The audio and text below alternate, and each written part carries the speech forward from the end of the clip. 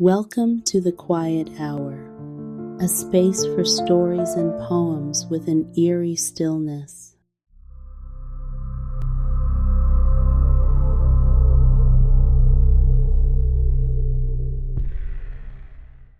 I meant to leave the office at 5 p.m. However, I managed to stay until 8:30 p.m. I was working on several files that were on my desk. One in particular was for a building that was said to have been condemned.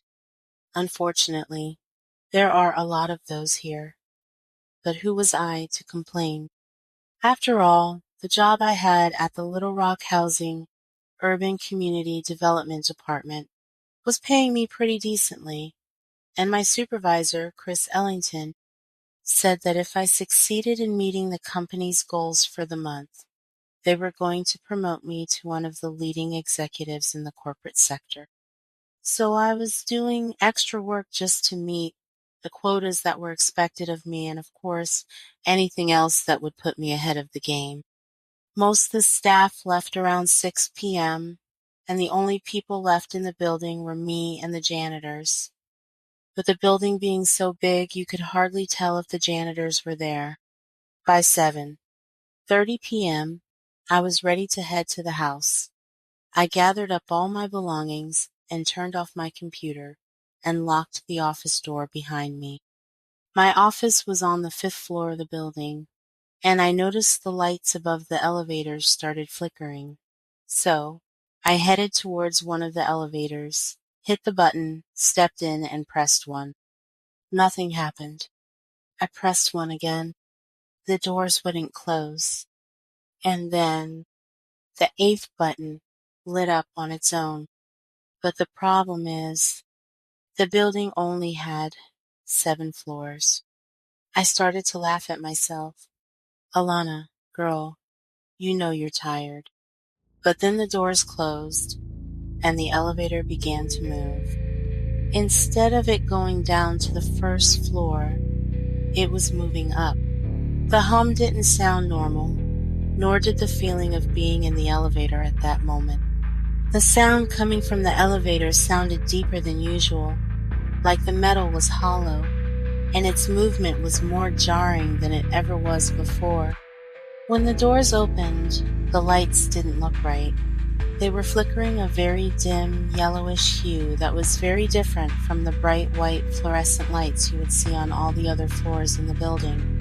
I stepped out of the elevator, and the doors slammed shut behind me. The whole floor almost looked abandoned, as if the company once used it but decided they didn't need it anymore. Every room and office was locked, except the last door on the left. It was cracked open with some form of light peeking through it. It looked like someone had recently been in there and forgotten to turn off the light and lock the door.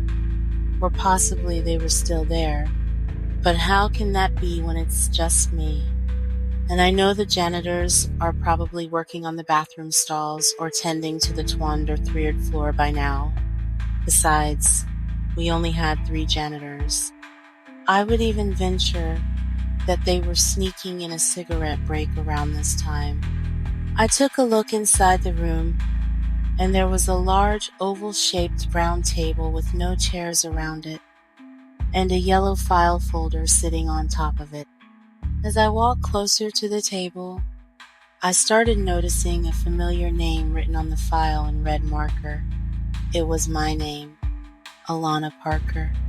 I opened the folder and saw transcripts from meetings I never attended, reports I never wrote, and dates stamped 5 years from now.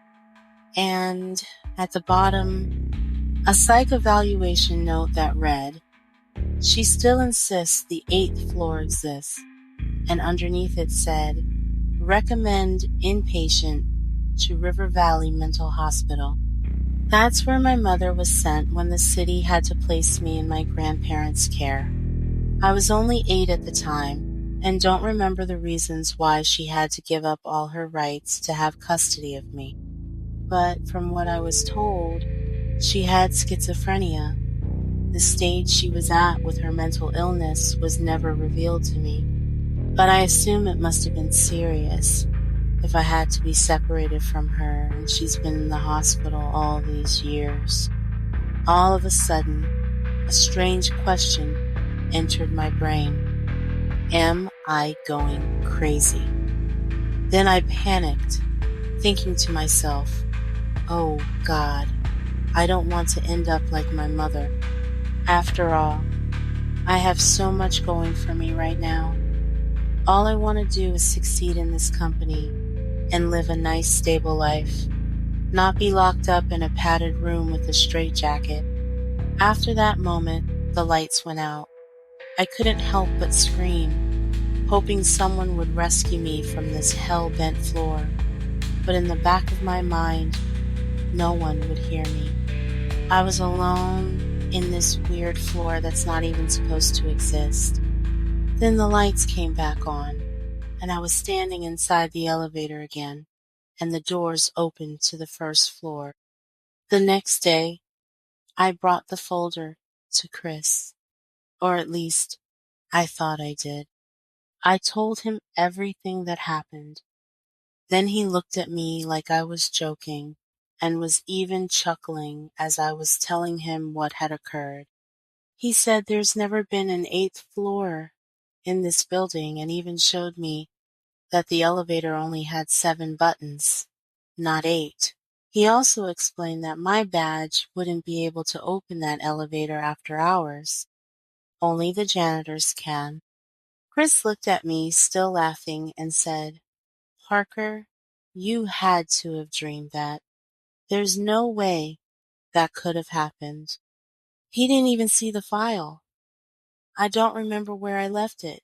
I thought I handed it to him, but I didn't. After that, I decided to resign and go for something else.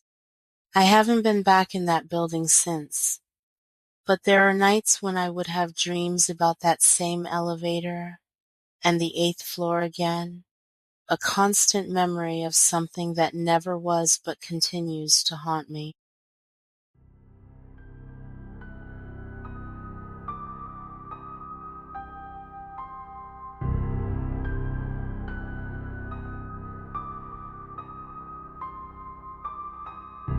The 8th floor wasn't meant to scare you, not in the usual sense. It was meant to make you wonder, what happens when reality stops matching the file folders and you're the only one asking why? This story started with one question. What if you discovered something about yourself that wasn't supposed to exist? And what if no one believed you, even when the evidence was in your hands? For Alana, the elevator wasn't just a mechanical glitch. It was a descent into something she'd been avoiding for years. Her fear of turning into the person she lost, and the systems that bury people like that permanently with a label. The 8th floor doesn't need to be real. It needs to be forgotten by everyone else, except her. That's all for now. Thank you for watching. Subscribe for more stories and poems. I'm Keya Doling, and this has been The Quiet Hour. See you in the next one.